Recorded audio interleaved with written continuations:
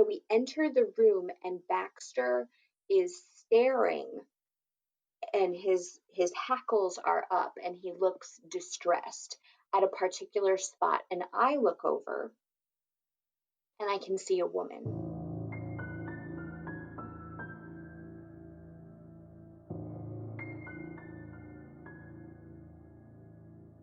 Welcome to Everything is Spooky in the Dark, the podcast for wanderingcrystal.com.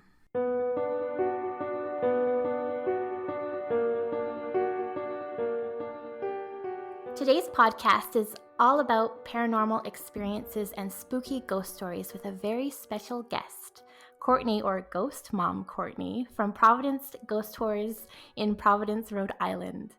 Welcome to the podcast. Thank you so much for having me. I appreciate it.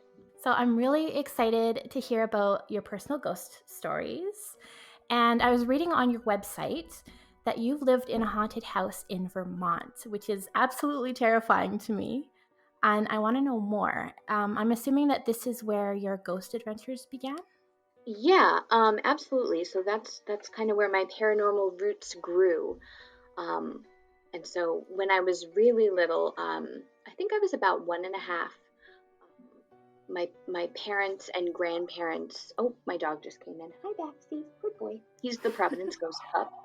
He just woke up. Yes. Hi. He's also a really good ghost detector, but that is a different story. But I've heard that about animals. Yeah, he's wonderful. So at any rate, when I was about 18 months, my grandparents and parents, we had been living in Middletown, Rhode Island, and I think my mom and grandma were flipping through a Yankee magazine, which is like a kind of a New England-based magazine, and they have a real estate section in the back, and saw a farmhouse that was for sale in a little town in Vermont, and just really got swept away by, I think, this fantasy idea that they had of, we would live in sort of this remote place and enjoy sort of a simpler life. I think that was kind of the dream. And obviously I don't remember these specifics, but this is, sort of the legend that I've been told of our family. And so they went to Vermont with my grandfather and my father and met with a real estate agent, and for whatever reason that house didn't work out for them, but they really fell in love with the area, and so they found a house that they loved. It was this dilapidated farmhouse. I think, I can look at my parents and look at my grandparents and see what sort of visionaries they are, because when you looked at that house initially, it took a lot of imagination to see something beautiful, but they really did. They just found their heart there. We uprooted and we moved. So it was my slightly older sister, myself, my grandfather, grandmother, and my parents. And my first memory is of the first day in the house. So by that point, I think I was like either newly 2 or just turning 2. So very young to have a memory. But I've always had this one with me. And so this is kind of funny because I didn't really know what the memory was from until about last year.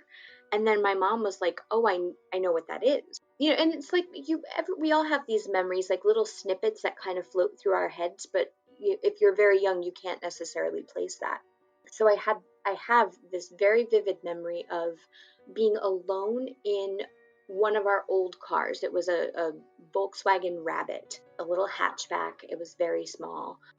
And I have a very vivid memory of waking up and like I can see sort of like afternoon sunlight in this memory. And my family wasn't in the car, but I ultimately wasn't alone. So I remember opening my eyes and kind of looking around the car, and I can see what I know now are the holly bushes of our Vermont house. And there was stuff around me, which now I recognize is like the boxes and like random stuff that we brought up with us in the car. And when I looked forward, there was a man in the front seat, but he was almost like part of the front seat. Like he's not fully solid. He's almost like absorbed into the seat. Okay. Right? So that's a lot. And then I start screaming, and that's the extent of the memory. Wow. And yeah. So I was talking with my mom about this, And this is, so she was like, I know exactly what that is. She was like, that was our first day. Like, we arrived, and it was my parents and my sister and myself in the car, and I was sleeping. So they got my sister out of the car, they got themselves out of the car, they picked up a few belongings and moved things into the house. And then she was coming back for me, and she had a camera, she was taking pictures, she was very excited because this was kind of like the start to their big dream. And she took a picture of, just sort of like sleeping baby in the car, and was excited about that. And it was a Polaroid, and so it came out. And she said it was ruined. It was not a good picture because it had just these balls of light, like these smudges that were all around me inside the car.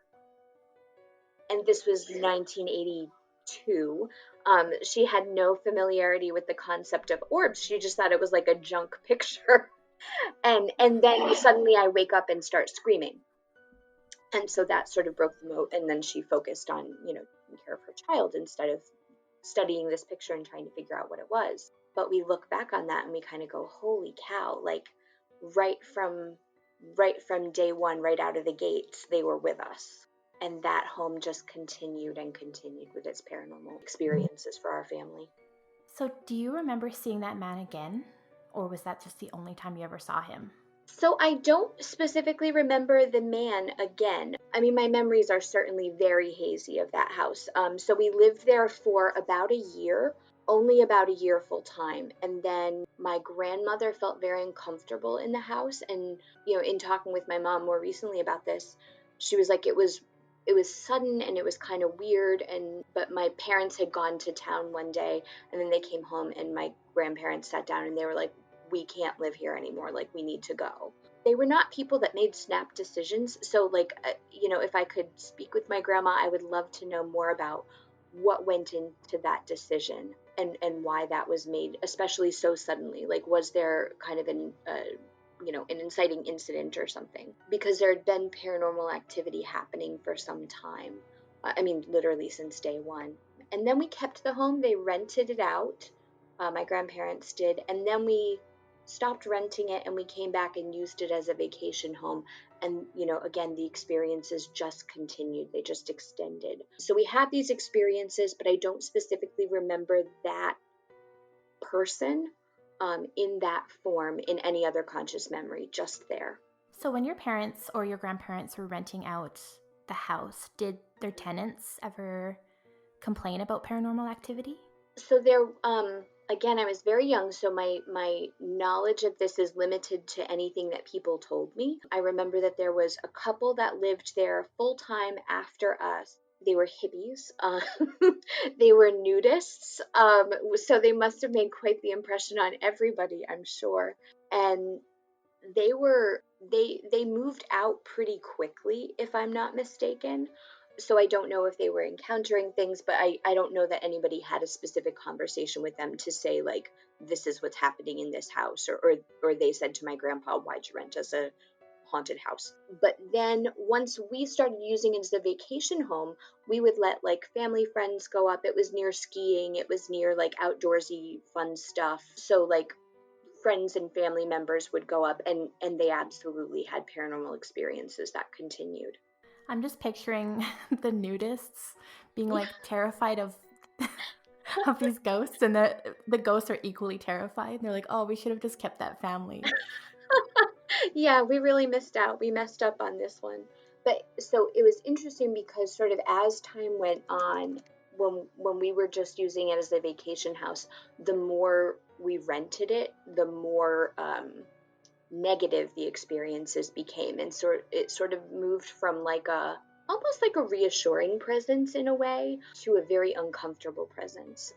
And I think people didn't feel welcome there. My family no longer felt welcome in the home. So something shifted. I don't know if the spirits didn't like sort of change, and so lots of people coming in and out for various periods of time, maybe that felt uncomfortable to them. I don't believe it was one individual. I think there were actually multiple entities that were there. Just thinking about the experiences, and the experiences sort of feel like they have different personalities. So it feels like maybe if we kind of peeled the onion a little bit and looked into that, we might find that it was a very inhabited house, not just one lingering spirit. Wow, that's scary. I do wonder what changed, but I do hear that ghosts are usually angry with change. So if people are renovating or going in and out, that usually sparks them. So after you moved from there, did you have any more ghostly experiences? Like, did you find that spirits followed you, or present in your regular life?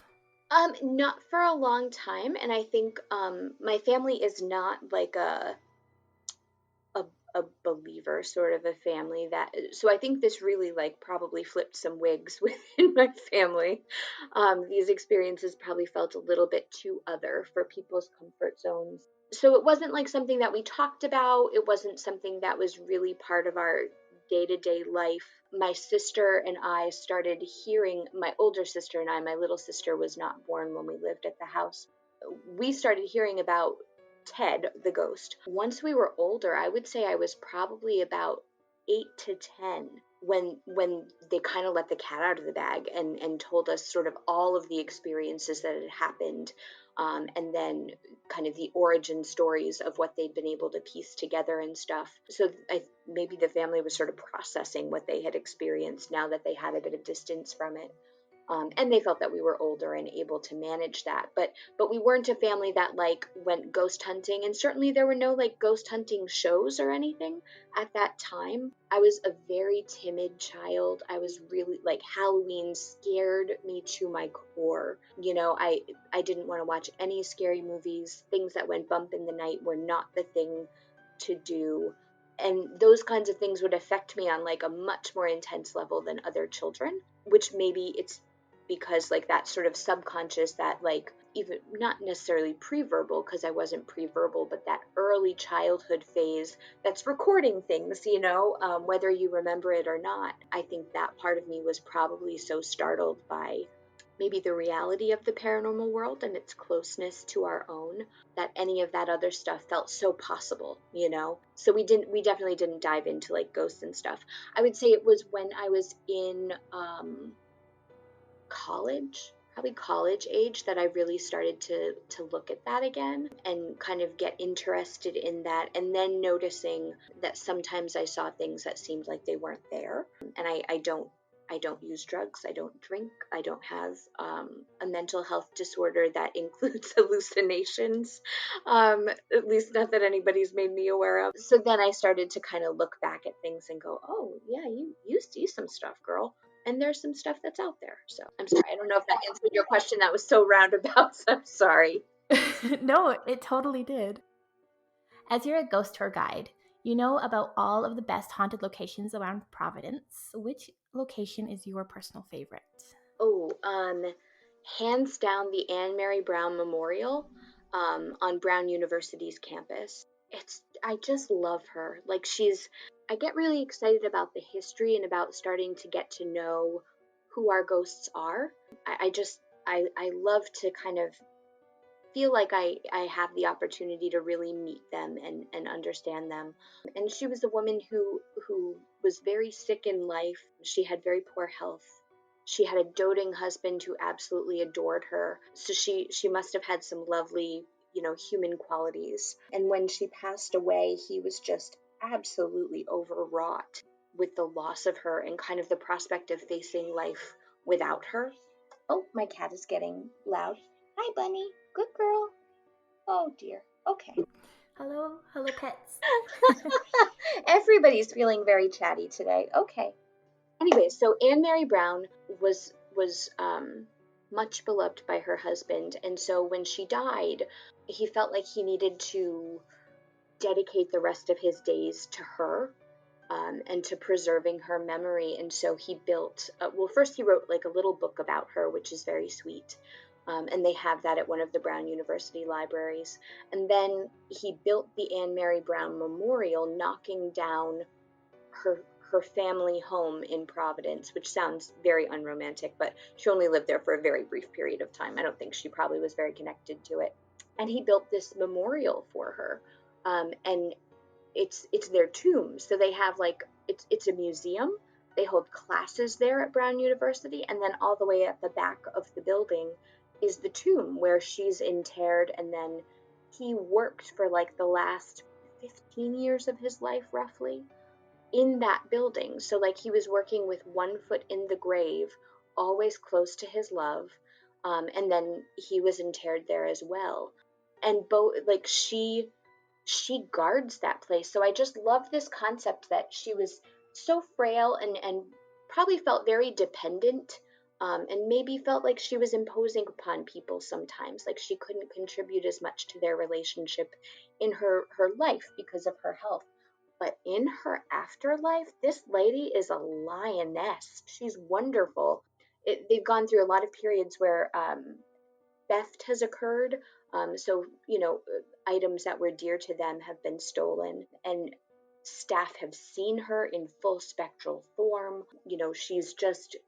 She is keeping that place under guard, and she's keeping her husband under guard, and the things that he felt were dear. And I just adore sort of her conviction. That's just amazing to me. So yeah, she's my gal. I love that. I don't know a lot about Providence ghosts yet because I haven't come to visit you yet. But wow, she sounds amazing. Yep. And thank you, COVID. You can't come to visit us for a while. Yeah. But as soon as I can, I will be there. Actually, the longer that I am not going, the more places I find that are in the area. Then I'm like, ooh, I have to go there. So pretty soon I'm just going to be like in New England for a month. But Yeah. yeah. I love that story. So have you seen her spirit? I haven't. So I hope that I do someday, but I haven't physically seen her. I get a lot of EMF readings from that site. So when I'm telling the story, if I bring my EMF reader with me, I'll turn that on, and it will start going off the charts, especially when I'm talking kind of about the love that she and her husband shared, and kind of, establishing that piece of the story. It just goes bananas, and then it'll quiet down. But she gives off some great readings, for my EMF reader. The building gets closed up at night, and I mean, there's not a window that you can see. The doors are very solid, so we can't like see her peeking out or something like that, because there's nowhere out of which she could peek. But that's kind of how she says hi. Oh, that's so nice. I love that. What about her husband? Has anyone felt his spirit, or it's just her? Not that I know of. Nope, I have not heard a single tale about Rush being, his name was Rush, about Rush being seen or experienced by anybody. So he appears to be happy to hand over the reins to her, and just let her, be on guard for a while. Oh, what a nice story. I definitely will be visiting that place. Yeah. So, because you do ghost tours, what is the scariest or most creepy ghostly experiences you've had on a tour? Oh, we've had a few. We've definitely had more than a few. I think one of the most dynamic experiences was, it's actually a house that we don't go to too often anymore. I am curious about it this year. So, it's the Nightingale House in Providence. It's now a dormitory for the Rhode Island School of Design. I do try to be cautious when we're dealing with dormitories, because I don't want to impose upon the students. I don't want them to feel like we're peeking in their windows, or intruding upon their privacy. So, you know, being a ghost tour owner, you're always kind of trying to walk that line of, I want to share this story, but I also want to preserve the privacy of the real time people who are, living in this space. So we stopped going there, not specifically because of the kids, because we can stand at a fair distance from the building and you really still get to experience it. We stopped going there because it made people sick. The story for the family is that they lost, I think it's like 22 children. And it's over the course of a number of years. So, like, 3 generations of that family lived in that home before it became a dormitory. But they really lost like a startling number of children in that household. I don't know if there was a genetic component where, there was some kind of an illness that was being passed along, and that was happening. We do know that a lot of them died during the influenza um, pandemic of, what is that, 1917, I think. Yeah, 1918. Yeah, 1918, thank you. So I've actually been very curious about whether that's going to stir up the spirits in that house this year, that we're experiencing a similar pandemic, and is that going to connect to the spirits in any way? So I have sort of an academic curiosity about that. But the house was specifically making people feel ill, and it was affecting women who had experienced a loss of children, either through like miscarriage or a child that passed away. And I remember there was one tour on which we had a woman who just slumped to the ground. So she was standing up, and then she just slumped down against a fence and was sitting on the ground holding her head. And it was a very small tour. I think there were only 4 people. So I stopped and I was like, do you need me to call you an ambulance? Like, what's going on? Providence is a hilly city, and so we had walked up a short hill. So I was thinking, like, does she have a cardiovascular issue happening? Like, what's going on? And she just kind of was like rocking a little bit and holding her head, and she said, no, just get through the story, just tell the story. And I did, probably not very well, because I was really concerned and startled. And I finished Yeah. the story, and then she looked up and she said, it feels like something just lifted out of me. So it felt like something had entered her and was, making her ears ring, and felt like it was just pressing on her. And then as soon as the story was done, she said those were her words, it lifted out of her. And so very shortly thereafter, we decided that we didn't need to keep telling that story, because I never want people to feel unsafe or to be unsafe on the tour, of course. Wow, yeah. I have goosebumps. She's reached out to us since. She asked, has anybody else had this happen to them? And so I explained that, like, we're pretty cautious with choosing to tell that tale or not, and generally we choose not to. But that was definitely my most dynamic moment on the tour, I think. Yeah, there's a similar, well, not similar.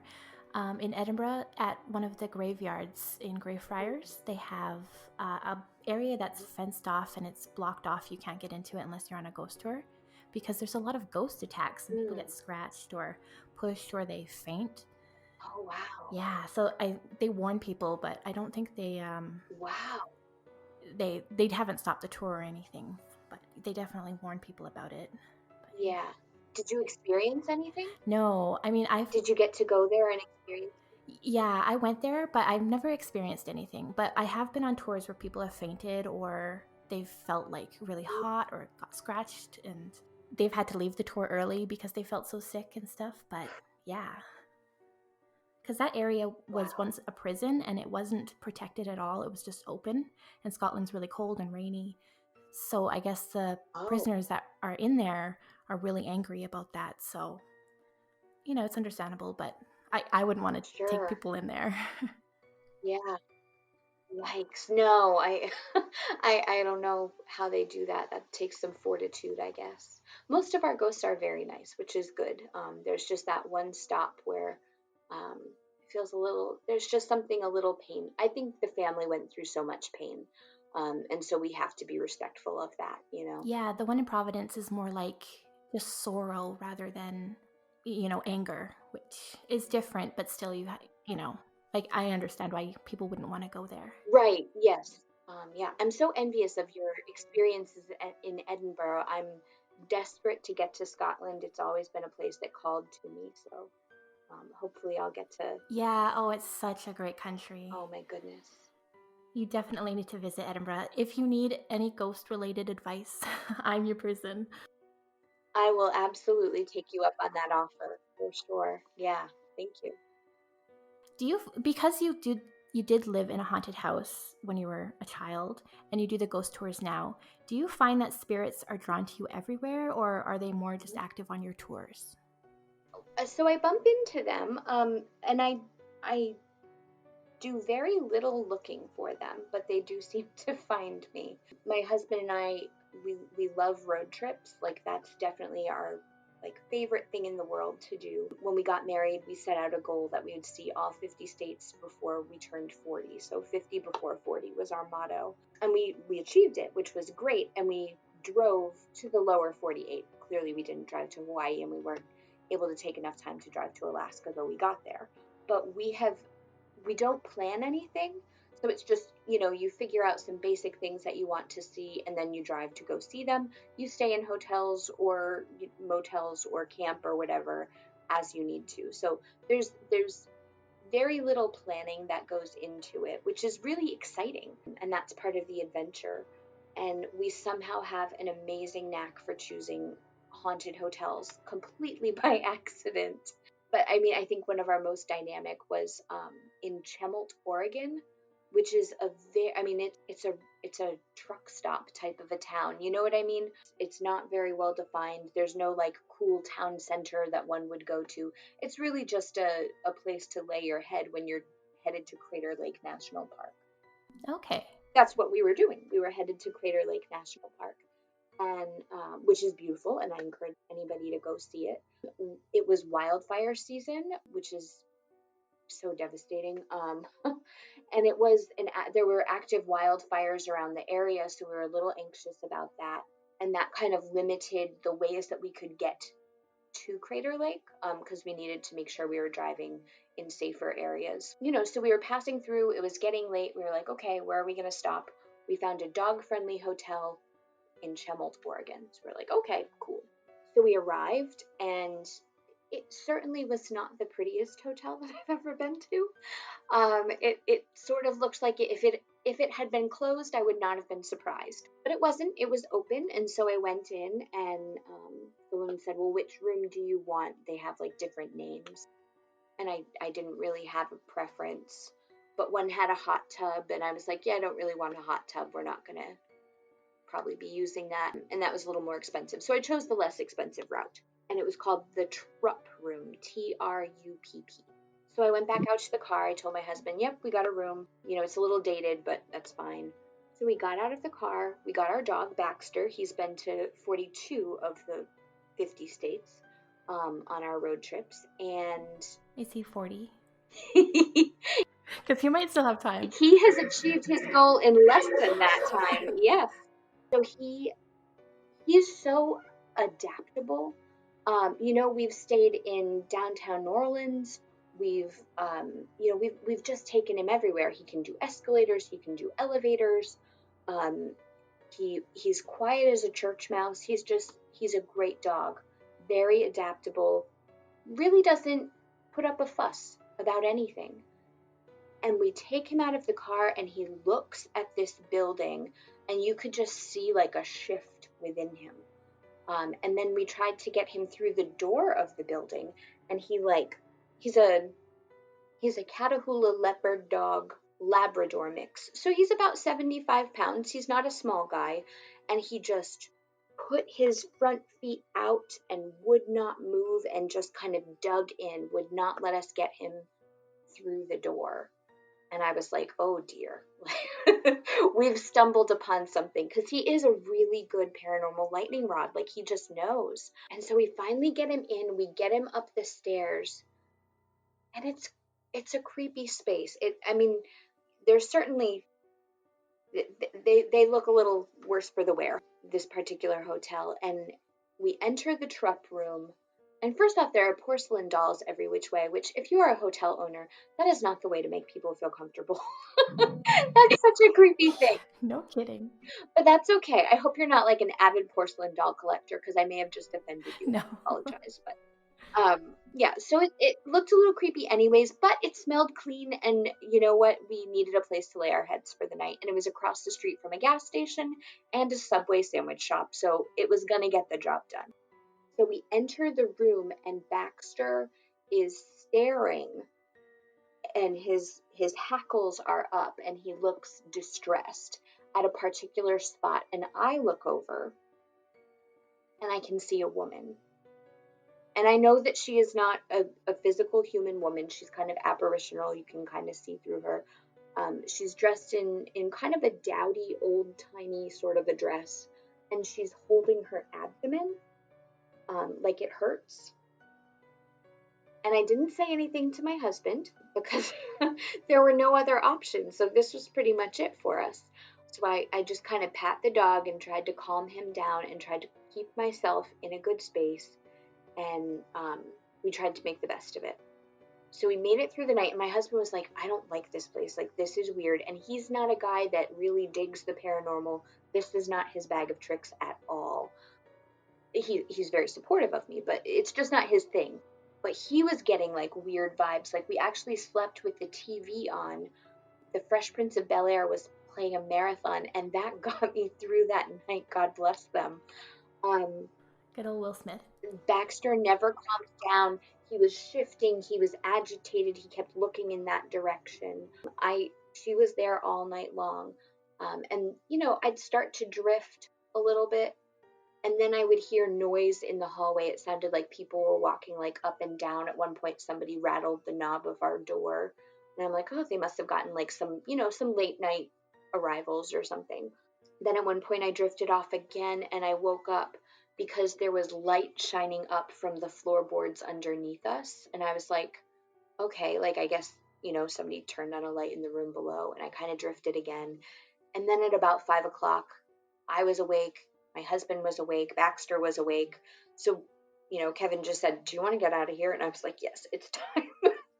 So we readied ourselves. I took Bax on a walk just to let him do his business in the morning. And as soon as I left, I realized that our car was the only car there.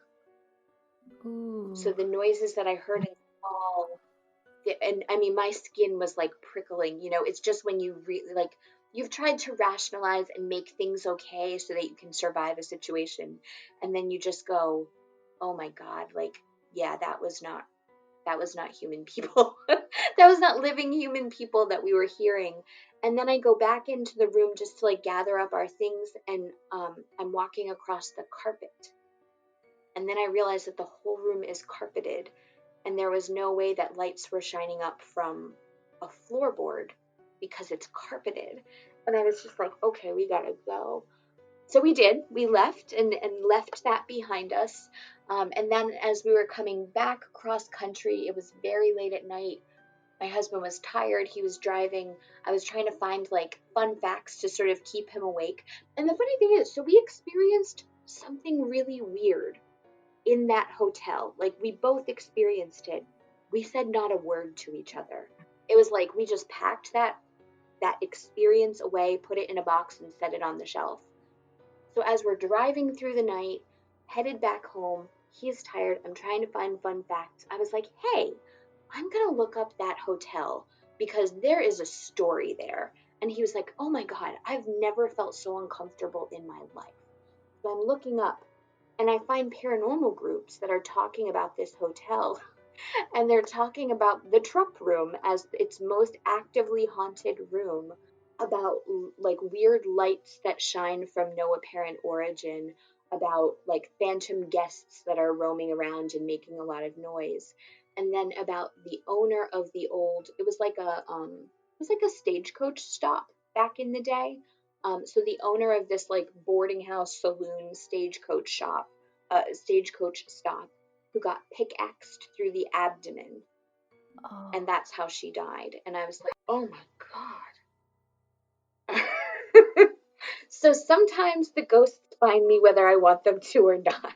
Yeah, no kidding. Oh, the moment you said that you were the only car, I got goosebumps. Oh, believe me, like my knees just turned to water as I was like walking the dog. And, at first I'm not realizing it because it's very early and I'm just kind of, gathering my thoughts for the day. And I really not slept hardly at all. And then like my eyes just kind of really opened for the first time, and I was like, wait a minute, it's just us. Like it's just us. I know that your husband isn't into the paranormal, but he said that he felt uncomfortable. Did he tell you if he had seen anything? He did not see anything. He was very startled that I saw something. He did hear the noise in the hallway. He heard the rattling of our doorknob. So he experienced sort of the audio portion of things. He didn't get any visual representations. Oh, that's so creepy. Yeah. And I mean, I get the sheets were clean, the place was clean, like, it was nothing to do with like the quality of the hotel. I never want to say something bad about that place because they did a great job. They have some guests that are not paying, but are definitely staying on. Oh, wow. So because you saw her as like an apparate, like you saw that she wasn't a real person, is that how you see most spirits, or how, like, because this kind of ties in with the story that I want to tell you and get your opinion on about a ghostly experience I had. Yeah. Do you always see them, or do you just feel them, or how do you kind of feel that they're there or know that they're there? I try to check my imagination because I'm a person with a big imagination. So I try to get a little bit logical if I think I'm experiencing something, like what are the things that I can sort of extrapolate from this situation that might be causing why I think this. If you're in a creepy basement and it feels creepy, you're going to be on alert and your mind might start, telling you things. So I try to just be a little bit logical first, but I would say generally it's more of a sensing things. It's not common that I see people or animals, creatures, things. That's not typical. I think that takes a very strong spirit to kind of form or make that impression. So that's pretty atypical. Most of the time it's just sort of like a sense of otherness, like something feels odd. I went to France and I was at Mont Saint Michel, which is an old like abbey, a monastery. And during certain times of the day, the tide waters come in and it's an island, and other times of the day, the tide waters go out and there's kind of like a little land bridge that walks to it. So we went on a tour. It was for a business obligation that my husband had, and this was sort of like the fun activity for the guests at the conference. So we went there, and this was in maybe I think 2003 or 4. And I mean, it's a very old building, like, and they're sharing the history with you. So you know, you're aware that there are some untoward things that have happened there. They had prisoners there and things like that. But I just started feeling like ill at ease in one specific part. And so we started taking pictures, and we had an old school like film camera. Oh my god, I know we can't even conceptualize that, but so you have to wait to get back your pictures. You don't get that immediate feedback that you do with digital that we're so accustomed to now. So I took some pictures of a specific spot that just felt really creepy, and then you know we moved on with our day and on with our trip, and when we came back, I got the film developed, and there were tons of orbs in that area. And you can say, like, well, maybe it was dusty, it's old, like the circulation was probably, like the air quality circulation was probably poor. And that might be true. But I know that I felt something. I took a picture, and there's feedback to tell me that there was, that there may have been something there. So I think a lot of times it's just that sense. Okay, that makes sense. I actually have a picture I should send you on Twitter of Oh, a I'd ghost. love to see Yeah, it. like I don't know what it is. It looks like kind of like a man's shoulders and his head, sort of. And I was just running around this school that's supposedly haunted, Oh, and I didn't even notice. I was alone. I was completely alone. I was running around all excited, and hmm. um, yeah, there's like this ghostly kind of figure in the glass on one of the cases of a suit. So I should send that to you and see what you Oh, think. Yeah, I didn't even notice it at first. I put it up on yeah. Facebook, I would love to see and that. my sister was like, "Do you see that?" Yeah, so it's pretty cool. But I do actually want to Awesome. ask you about Yeah. this ghostly experience that I have, or I did have when I was 16. I did ask a psychic medium about it in Edinburgh. I was doing an overnight vaults tour, and he didn't really answer my question if they were like real Mm, ghosts or not. He basically mm. just said that there's a lot out there that you don't know about, and I was like, okay, that didn't answer my question. So, since you're kind of a ghost expert, let me know what you think about this. But I was living in an apartment building, and I could feel three ghosts, I guess, is how I describe them. Two of them were men. One of them, he just sat on the couch Mm, in the middle seats. He didn't move, he didn't interact, that he was just there. There was a second male who would kind of come and go. But again, I would just like see them in my mind. I would never feel any, like, nothing. There was no signs of ghosts. It was just all in my mind. And he as well never interacted. He'd just come and go as he pleased. But the third ghost was outside of my apartment, down the hall, next to my neighbor's door and next to the door to go downstairs to exit the building. And she was really scary. So she was a bit shorter than me. I'd say maybe 5'5". And she was stuck halfway in the wall, so she wouldn't move. She had like really straw-like blonde hair, and it just looked like it was a mess, and really like mean-looking blue eyes. And she would just stare at me in like, she would just stare, and I just felt so uncomfortable. She looked really mean. She looked like she hated me. So I would do everything I could to not go down that way. And if I did, I'd have to run past it because I was so scared. But I never saw anything. It was all in my mind. But they were always there. So I'm like, is it a ghost or is it just my imagination? I have no idea. Yep. What do you think? I mean, you know, I certainly wasn't there, so I can't tell you what you saw or experienced. But I think when you experience something, you know, we second guess ourselves so much, and I think that kind of does a disservice. Like our gut, our senses are all there for a reason. You trust your gut in so many other situations. You trust what feedback you're getting in so many other situations. You know, we do it every day. We make a decision about when is the right time to cross a street. You know, we make decisions about whether we feel safe at a party or the people around us have good intentions or bad intentions. You know, and you're not listening to somebody's inner monologue. You're not seeing the future. You're using a sixth sense. You're using all of your senses, you know, whatever that is. And you don't necessarily discount it. A lot of times we just go with it and we say, you know what, this feels uncomfortable and I'm going to change what I do. And that keeps you safe. So I think when we experience other things that feel paranormal, things that we're told, you know, that's stuff that can't exist, that's stuff that doesn't exist, and we discount it, perhaps we're doing a disservice to a part of ourselves that is more connected than any of our other parts, you know, and so we're denying something that's right there.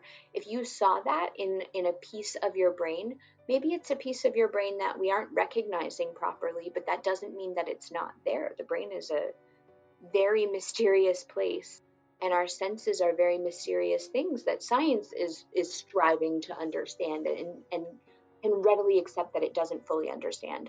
So I think if you had that kind of visceral reaction, if you have that imprintation of memory and knowing how her angry blue eyes look, I think you know what you saw. It was there, you know. Yeah, I guess because, yeah, throughout my life, it's like, oh, the stories are fake. It's just, you know, Sure. exactly how you explained it. It's kind of not really accepted as a thing that's real. So you definitely second guess yourself. Yeah, absolutely. And I mean, we certainly need to be discerning with information. I mean, this is certainly an age in which we need to be discerning with information that we're receiving and maybe not buy into a lot of things that get fed to us. But, you know, because there's so much misinformation out there and stuff like that. But I think if you can't start to trust your own experiences, if you can't start to trust your own eyes and what they're seeing, and you know the way your heart starts to beat, and do you have a change in the way that you're breathing, well, that's your body telling you something.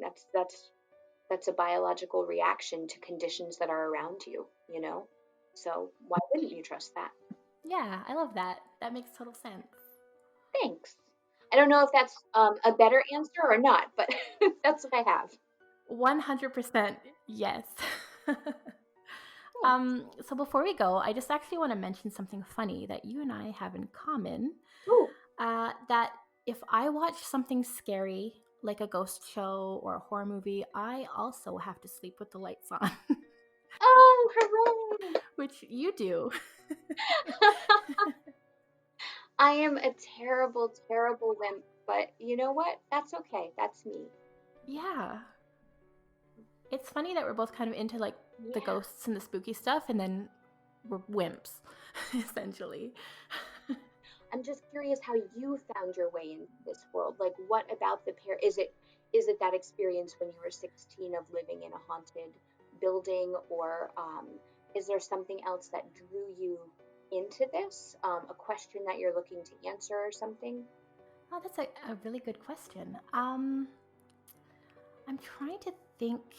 I guess so. I really enjoy history, and I enjoy like the Hmm. darker parts of history more. Like, Uh-huh.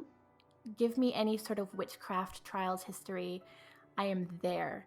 So I sort of reach out for like history and darker history of places. So when I moved to Scotland in Edinburgh, I was there's they have so much history, so much dark history, and so many haunted locations, Mm. and I loved it.